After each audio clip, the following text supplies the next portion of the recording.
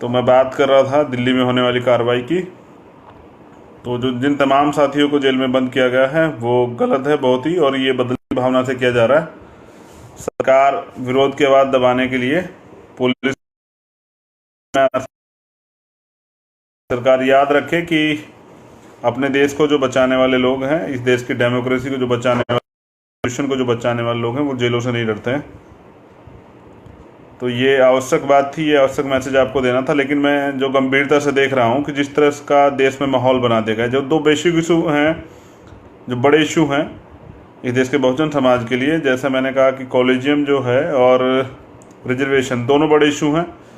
उस पर बोलने के लिए मुझे लग रहा है कि मुझे वो वीडियो बना के ही अपलोड करनी पड़ेगी। जिस तरह से बार बार लाइव को बंद किया जा रहा है, वीडियो बनाकर उन पर अपलोड करनी पड़ेगी पेज पे। आगे जल्द ही आगे से ध्यान रखा जाएगा कि किस तरह से जो है लाइव के साथ छेड़खानी ना की जाए। तो वीडियो बना कर डाली जाए या कोई और अन्य कुछ अच्छा प्रयास करेंगे तो ये ध्यान रखा जाएगा। तो इसलिए उन इश्यूज पे तो सही तरह से, क्योंकि आपको बात समझ आए, तो रखनी पड़ेगी। मैं चाहता हूँ युवाओं से मेरा एक निवेदन है कि लॉकडाउन चल रहा है तो कॉन्स्टिट्यूशन पे को ज़्यादा पढ़ें, जितना हो सके कॉन्स्टिट्यूशन को पढ़ें। और कॉन्स्टिट्यूशन ही पूर्ण एक मात्र रास्ता है देश को वापस सोने चिड़िया बनाने का। कॉन्स्टिट्यूशन लागू किया जाए, कॉन्स्टिट्यूशन पे काम हो, कॉन्स्टिट्यूशन को समझा जाए, समझाया जाए, और कॉन्स्टिट्यूशन से ही आप किसी भी सरकार से अपना विरोध दर्ज करा सकते हैं, लड़ सकते हैं। जो जिस तरह की सरकार कार्रवाई कर रही है उनको जवाब दे सकते हैं, क्योंकि कॉन्स्टिट्यूशन सब चीज़ों का बचाव भी करता है।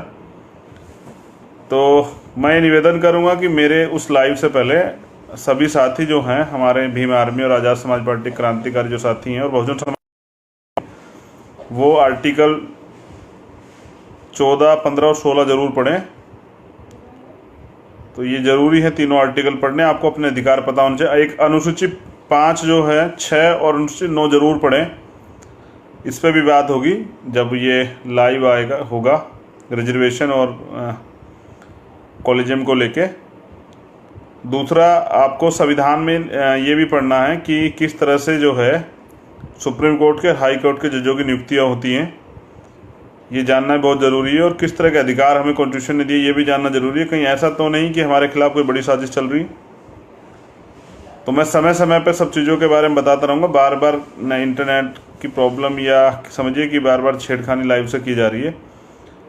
एक और जो बहुत ज़रूरी इशू है, जिस तरह का माहौल बना दिया गया है, बार बार सरकार हिंदू मुसलमान बनाने का प्रयास कर रही है। सच ये है कि सरकार फेल है।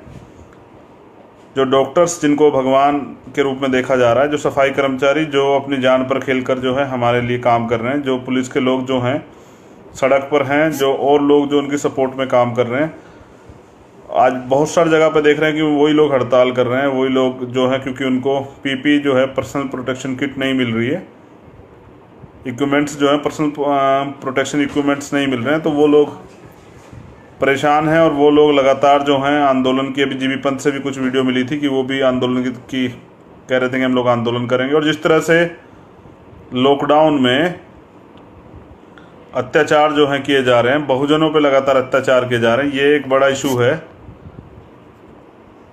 कि लॉकडाउन के समय जो है, जिस तरह से एक तरह का चार्ज मिल गया हो, एक तरह की छूट मिल गई हो, एक तरह का जरिया बन गया हो लॉकडाउन इस देश में बहुजनों पर अत्याचार करने का, तो उस पर भी बड़े पैमाने पे काम हो रहा है। कई जगह, जैसे रमन भाई का मामला है, जैसे बिहार में एक बच्ची के साथ रेप का मामला है, और एक और पाल समाज की हमारी बच्ची के साथ एक घटना हुई है। उसकी अभी पूरी जानकारी नहीं, मैं उसकी पूरी जानकारी लूँगा, मेरठ के साथी द्वारा बताया गया मुझे। तो लगातार जैसे राजस्थान में हो रहा है, हरियाणा में हो रहा है, मध्य प्रदेश में हो रहा है, उत्तराखंड में कई सारे मामले आ रहे हैं, बिहार से कई सारे मामले आ रहे हैं, दिल्ली राजस्थान के मामले, यूपी के मामले, यूपी में भी जगह जगह पे जो है अत्याचार हो रहा है, और सामूहिक अत्याचार हो रहा है, सताया जा रहा है। ये गलत है। और पुलिस कार्रवाई के नाम पे जो है कागजी फॉर्मेलिटियाँ कर रही है, ये भी बहुत सोचने का विषय है। मैं आपसे निवेदन करूंगा कि जिस तरह से आप लगातार काम कर रहे थे, क्योंकि लाइव में परेशानी हो रही, मुझे लग रहा है कभी बंद हो सकता है, तो जिस तरह से आप लोग काम कर रहे थे और जो लोग सक्षम है मदद करने का प्रयास कर रहे थे, उनसे मेरा निवेदन है कि वो ऐसे ही जो हैं की मदद के क्रांतिकारी साथियों से और बंगाल के क्रांतिकारी साथियों से मैं कहना चाहूँगा कि वो भी जिम्मेदारी से काम करें। वो भी अच्छा काम कर रहे हैं। तो जहाँ जहाँ पे आपका काम चल रहा है, आप सब लोगों को बहुत बहुत मंगल कामनाएं। मैंने कहा कि एक जो ज़रूरी इशू है उस पर आप तैयारी करके रखिएगा, मैं उस पर बात करूँगा। जो रिजर्वेशन और कॉलेजियम का इशू है उस पर बात करनी बहुत ज़रूरी है, आपको समझ आना चाहिए। और सरकार से तो क्या सवाल करें, महंगाई पे, रोज़गार पे, भ्रष्टाचार पे, वो सब जीरो हो गए हैं क्योंकि लॉकडाउन चल रहा है। और लॉकडाउन में सरकार कोई तैयारी नहीं है। सरकार ने अभी एक कर्ज माफ़ किया है, मैंने बताया था ट्विटर के माध्यम से। आप लोग ट्विटर से सभी लोग ज़्यादा से ज़्यादा जुड़िए, क्योंकि ट्विटर के माध्यम से मैं ज़्यादा जानकारी जो है लगातार देता रहता हूँ। रेट्रोसिटी घटनाओं पे लगातार जो है ट्वीट करके जो है जवाबदेही मांगता रहता हूँ सरकार से, पुलिस प्रशासन के लोगों से। आप समझिए कि मैंने ट्विटर पे एक सवाल किया था, 68,000 करोड़ रुपए लगभग माफ़ किए गए हैं। मैंने बताया कि किसान अगर ये कर दे तो 10,000 रुपये के लोन पे उसको जेल में डाल दिया जाता है। तो और समझिए कि अन्नदाता की वजह से आज देखिए, महंगी फैक्ट्री वालों का दिन नहीं है आज। अगर आप रोटी खा रहे हैं तो अन्नदाता की वजह से खा रहे हैं। तो किसानों को भी जो है हम लोग सलाम करते हैं, सैल्यूट करते हैं उनको, कि आज उनकी वजह से समझिए कि बहुत सारे लोगों के घर चल रहे हैं। और जहाँ तक मेरे पास मैसेज आ रहे हैं, जैसे कई जगह पे, जैसे गुजरात में ज़्यादा जो हैं कोरोना के मामले आ रहे हैं, जैसे आगरा में कोरोना के बहुत सारे मामले आ रहे हैं और लोग परेशान हैं। तो मैं लोगों से यही निवेदन करूंगा कि वो लॉकडाउन में घर रहें और किसी भी तरह की चीज़ों से बचें, बाहर जाने से ज़्यादा से बचें। लॉकडाउन का समय चल रहा है। दूसरा मैं ये भी कहूँगा कि जो प्रोटेक्शन है उसका भी यूज करें, मास्क लगाएं, सैनिटाइजर का यूज करें और फिजिकल डिस्टेंस जो है वो मेंटेन करें। फिजिकल डिस्टेंस अगर मेंटेन करेंगे तो इस बीमारी को हम लोग मात दे सकते हैं। इम्यूनिटी पावर हमारे देश के लोगों की अच्छी है, इसलिए हम लोगों पे ज़्यादा प्रभाव नहीं हो पा रहा है। लेकिन क्योंकि टेस्ट नहीं हो रहे हैं और अच्छा इलाज नहीं हो रहा है, इस वजह से बहुत सारी दिक्कतें हो रही हैं। और कई जगह पर एक जो बेसिक इशू है अभी, जिस तरह से सफाई कर्मचारियों के साथ भेदभाव हो रहा है, सिर्फ उनके गले में माला डाल के लोग जो उनको सम्मानित कर रहे हैं, उनके पास अभी किट भी नहीं है, प्रोटेक्शन किट भी नहीं है। कई जगह से दिल्ली की टीम जैसे बार बार लाइव करके दिखाती है कि इस तरह से ही बिना ग्लव्स के, बिना सैनिटाइजर्स के, बिना मास्क के, बिना कवर के ही वो लोग सफाई का काम कर रहे हैं और उनको जो है ये सब चीज़ें प्रोवाइड भी नहीं कराया जा रहा है। तो ये भी एक बड़ा सोचने का विषय है कि सिर्फ माला डालने से काम नहीं चलेगा। आप सरकार से सवाल भी करें, आम जनता, की सरकार कर क्या रही है। बाकी चिंता मत कीजिए, देश में हिंदू मुसलमान का माहौल सरकारें बना के रखेंगी, क्योंकि उनकी राजनीति इसी पे चलती है। आपको प्रयास करना है कि इस माहौल से बचना है। ये हम सब लोगों का मुल्क है, इस मुल्क की सुरक्षा करना हमारी जिम्मेदारी, इसको आगे बढ़ाना हमारी जिम्मेदारी। आप सब लोग कर भी रहे हैं, मैं सबके लिए नहीं कहता, लेकिन आज़ाद समाज पार्टी और भीम आर्मी के तमाम कार्यकर्ता ग्राम स्तर से लेकर और आखिरी जो है पदाधिकारी तक सब लोग काम कर रहे हैं। आप सब लोग को मंगल कामनाएं। मैंने कहा कि वो जो बड़े इशू हैं इन पर मैं बात करूंगा, लेकिन आप सब लोग जो हैं, क्योंकि लाइव में प्रॉब्लम हो रही है बार बार, इसलिए ये बात नहीं कि आज हो पाएगी।